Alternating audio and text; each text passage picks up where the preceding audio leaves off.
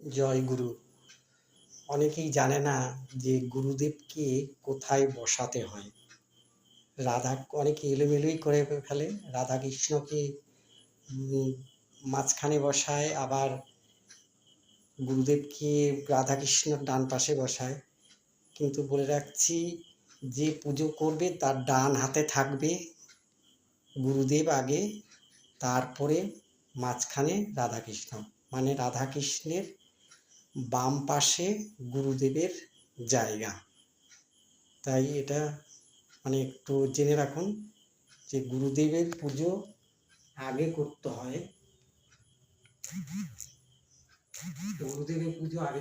তারপরে রাধা কৃষ্ণের পুজো পরে করতে হয়। তাই রাধা কৃষ্ণকে মাঝখানে রেখে রাধাকৃষ্ণের বাম পাশে গুরুদেবকে বসাবেন, আর যে পুজো করবে তার ডান হাতে গুরুদেবের আসন রাখবেন। হরে কৃষ্ণ, জয় গুরু।